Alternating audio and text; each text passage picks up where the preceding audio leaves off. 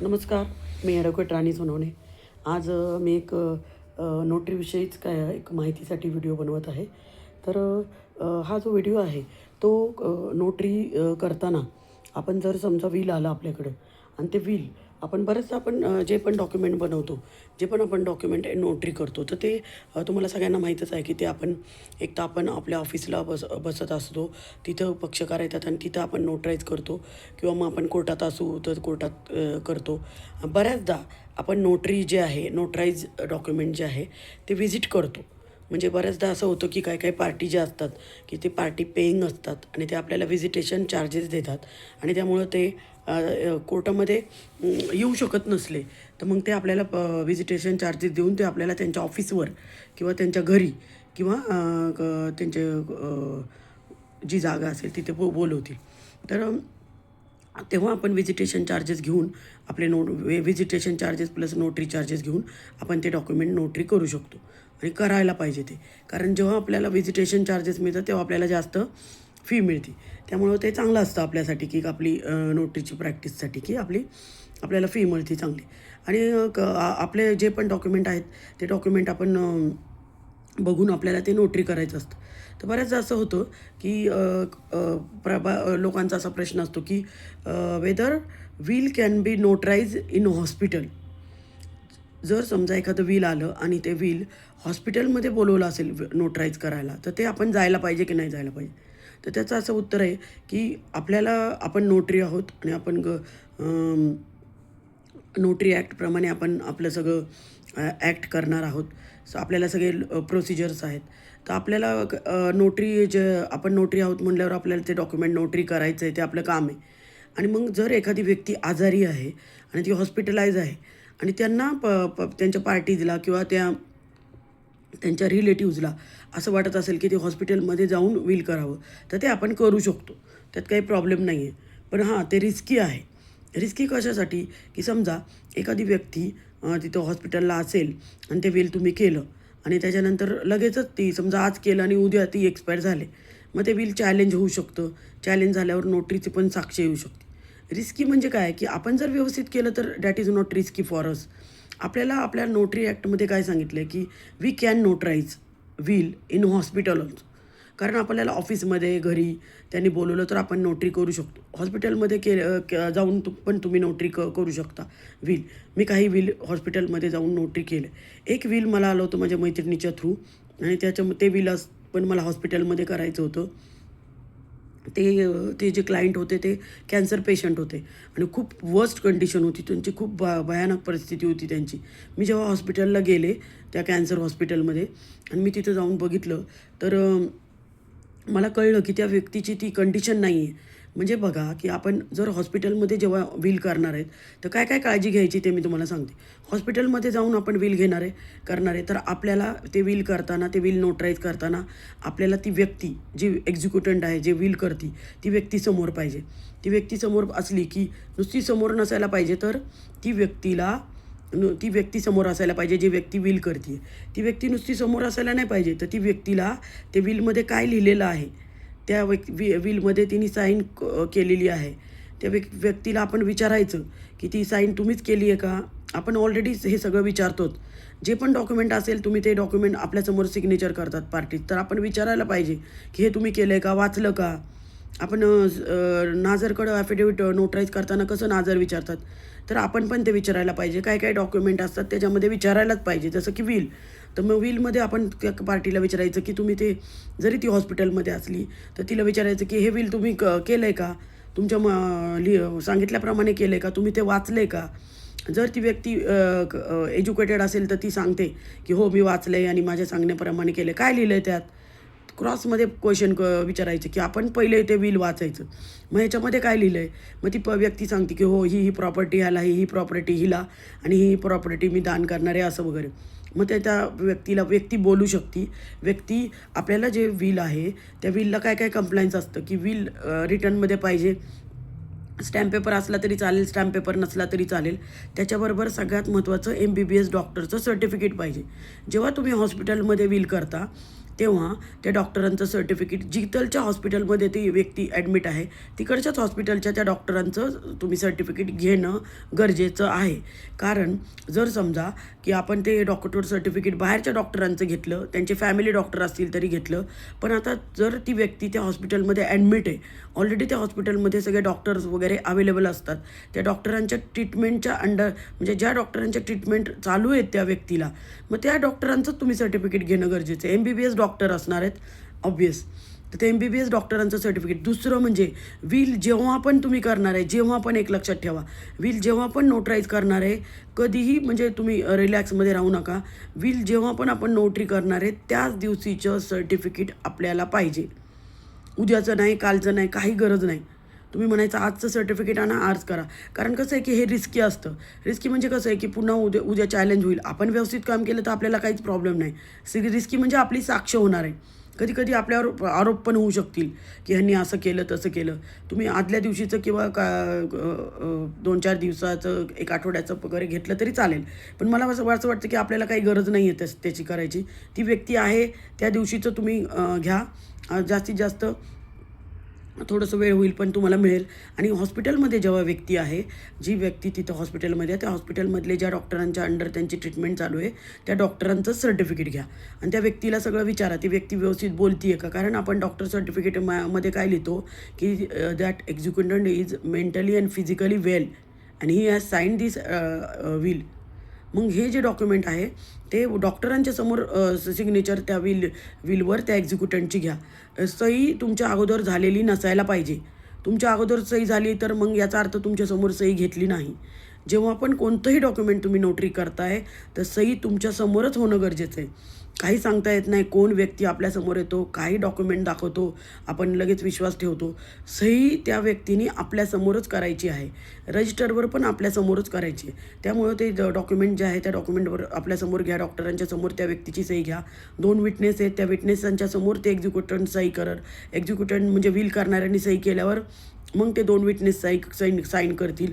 मग तुम्ही ते व्यवस्थित शिक्के बिक्के मारून तिकीटं वगैरे लावून मग रजिस्टरवर त्या पार्टीची सही घ्या, एक्झिक्युटंटची. गरज वाटली तर विटनेसची पण सही तुम्ही विलवर घेऊ शकता. त्यामुळं हा जो प्रश्न आहे हा खूप महत्त्वाचा होता आणि त्यामुळं मला असं वाटलं की हा व्हिडिओ बनवणं खूप गरजेचं आहे. कारण खूप सारे विलचे डॉक्युमेंट आपल्याला नोटराईज करायला खूप येतात आणि ते करायला पाहिजे, पण त्याला काहीतरी काळजी घेणं गरजेचं आहे. विल करताना नेहमी तुम्ही पार्टी समोर पाहिजे. पार्टी समोर नसताना तुम्ही करू नका. पार्टी जर हॉस्पिटलाइज असेल तर हॉस्पिटलमध्ये जाऊन पण करू शकता.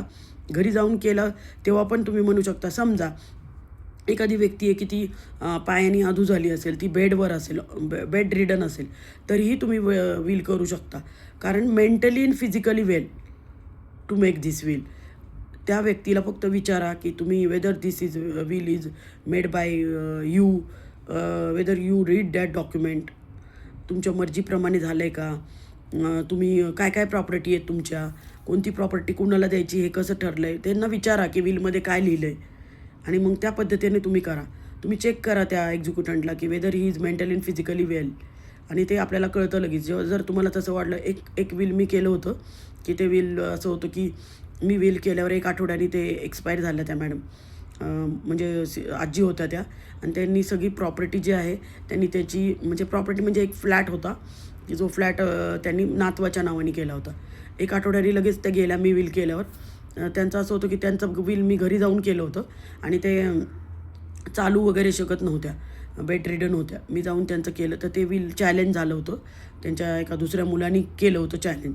तर माझी साक्ष तिथं झाली. मी सांगितलं की मी माझ्यासमोर मी ते विल नोटराईज केलेलं आहे, माझ्यासमोर त्यांनी सिग्नेचर केलेलं आहे. विल म्हणजे तुम्ही जेव्हा साक्षीदार असता तेव्हा तुम्हाला काही जास्त एवढं विचारत नाही, कारण तुम्ही काय कोणता गुन्हा केलेला नसतो. तुम्ही फक्त व्यवस्थित सिस्टमॅटिकली प्रोसिजरप्रमाणे केले का हेच फक्त त्यांचं म्हणणं असतं. किंवा फक्त तुमचं हे की विल तुम्ही नोटरी केलं आहे का, तुम्ही व्यवस्थित नोंदवलं आहे का, तुम्ही जे रजिस्टर आहे त्या रजिस्टरवर त्यांचा जो नंबर आहे त्याचा तुम्ही ते एक झेरॉक्स करून त्यांना द्यायची असते. रजिस्टर तुम्हाला कोर्टामध्ये घेऊन जायचं असतं.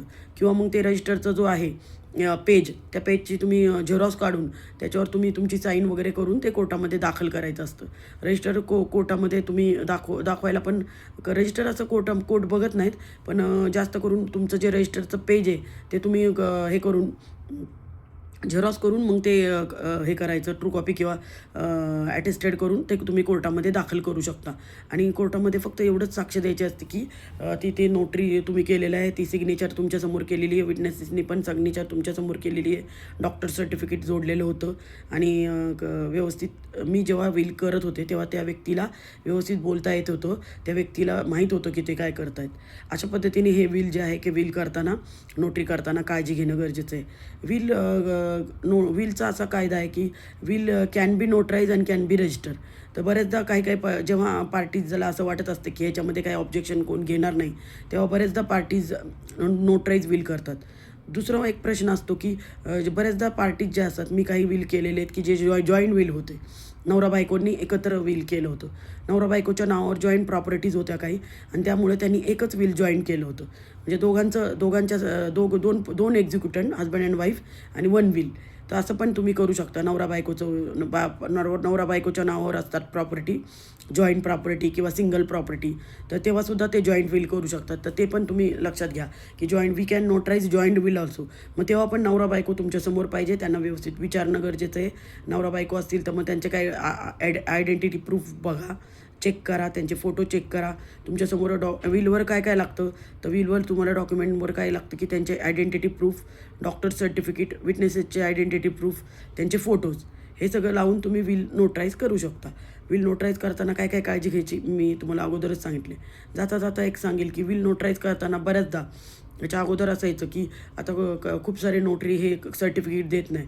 After notarise will we have to give one certificate to the executant or their advocate. एक सर्टिफिकेट असतं, ज्या सर्टिफिकेटचा एक फॉर्मॅट असतो की असं नोटरी केलेलं आहे मी विल, आणि ते सर्टिफिकेट आपण देत असतो. आता एवढं ते सर्टिफिकेट कोण देत नाही आहे, पण मी जेव्हा सुरुवात केली होती 2015ला, तेव्हा माझ्या अगोदरचे जे नोटरी होते तर ते बरेचसे नोटरी विल नोटराईज केलं की ते सर्टिफिकेट द्यायचं. त्या सर्टिफिकेटचा फॉर्मॅट टायपिस्टकडं असतो, त्या फॉर्मॅटप्रमाणे साईन करून आपण एक सर्टिफिकेट देतो त्यांना की I have notarise this will dated so and so, आणि असं ते सर्टिफिकेट पण तुम्ही देऊ शकता. सर्टिफिकेटचा फॉर्मॅट पाहिजे असेल तर बऱ्याचशा टायपिस्टकडं असतो, आणि तुम्हाला जर हवा असेल तर तुम्ही मला पण व्हॉट्सअप करू शकता. माझा ऑलरेडी मी व्हॉट्सअप नंबर तुम्हाला दिलेला पण आहे की जर मी प्रत्येक विलला सर्टिफिकेट देत नाही, पण काही क्लायंटनी डिमांड केले, if client demands then I will give, means I give certificate of that will. तर ते क्लायंटनी मागितलं तर तुम्ही द्या, नाही मागितलं तर नाही दिलं तरी चालेल. नॉट हार्ड अँड फास्ट, असं कंपल्सरी नाही आहे, पण if client demands you have to give. तर ते अशा पद्धतीने नोटरीसाठी थोडंसं माहिती संदर्भात मला असं वाटलं की काय काय गोष्टी आहेत की नोटरीचं विल करताना, while notarising will, how to take precaution, what to fulfil the conditions, what to take precaution, त्यासाठी हा व्हिडिओ होता. विल नोटराईज करताना नक्की एवढी काळजी घ्या तुम्ही की ती व्यक्तीला बोलणं गरजेचं आहे, ती व्यक्तीने तुमच्यासमोर सिग्नेचर करणं गरजेचं आहे. सर्टिफिकेट आहे का बघा. सर्टिफिकेट अगोदरच्या तारखेचं असलं तरी चालेल, काही प्रॉब्लेम नाही, पण मला असं वाटतं की त्याच दिवशीचं घ्यावं. आणि आणतात पक्षकार लोक, त्यांच्या डॉक्टर अवेलेबल असतात, जेव्हा ते विलला नोटराईजला तुमच्याकडे येतात तेव्हा त्यांचं सगळं तयार असतं आणि ते आणू शकतात. त्यामुळे तुम्ही तुमच्या ह्याच्यासाठी बघा, आपण नोटरी करतो आहे, आपल्याला काही आपण एक नोटरी विल करतो, आपल्याला पुढं काही प्रॉब्लेम नाही यायला पाहिजे, तर दॅट इज आवर रिस्पॉन्सिबिलिटी. आणि आपण करायचं की त्यांना सांगायचं नाही नाही त्याच तारखेला द्या. आणि जर आपण पक्षकाराला सांगितलं, क्लायंटला सांगितलं की हे चांगलं असतं, बेनिफिशियल फॉर यू ऑल्सो, तर ते करतात आणि त्या दिवशीचं तुम्हाला सर्टिफिकेट देतात. MBBS डॉक्टरांचं सर्टिफिकेट विलला पाहिजे असतं, ते घ्या. साक्षीदार पण तुमच्यासमोर पाहिजे असतात. साक्षीदारांनी सगळ्यांनी सह्या तुमच्यासमोर करायला पाहिजे. अगोदर सह्या केल्या असतील तर ते नाही व्हॅलिड, मग काही प्रॉब्लेम होऊ शकतो. कारण बरेचदा आपण साक्षीदाराच्या सह्या रजिस्टरवर घेत नाही. उद्या विल रजिस्टर चॅलेंज झालं तर तुम्ही काय करणार, काय सांगणार आहे, अगोदर सही झाली होती, मग तुमच्यावर पण गुन्हा दाखल होऊ शकतो किंवा तुमच्यावर पण ॲक्शन घेतली जाऊ शकते.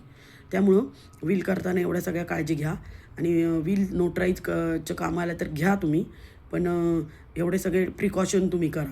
आणि हॉस्पिटलमध्ये जाऊन विल करायचं असेल तर ते पण तुम्ही करू शकता, पण हॉस्पिटलमध्ये जाऊन विल करताना काय काय काळजी घ्यायची हे मी तुम्हाला सांगितले. विलच्या संदर्भात हा मी नोटरीचा व्हिडिओ केला होता. हा कसा वाटला मला नक्की सांगा. मी तुमच्यासाठी मला जे काही प्रश्न काही नवीन नोटरी विचारतात त्या संदर्भात मला काय काय वाटतं तर ते मी व्हिडिओ बनत असते की सगळ्यांना माहिती मिळावी. हा व्हिडिओ नोटरीच्या संदर्भात मी केला आहे. तो कसा वाटला मला नक्की सांगा. तुम्ही जेव्हा मला ॲप्रिशिएट करता, तुम्ही जेव्हा मला सांगता की हा व्हिडिओ आम्हाला युजफुल झाला किंवा हा चांगला होता, तेव्हा मला एनर्जी मिळते जास्त व्हिडिओ करण्याची. Thank you so much. बाय.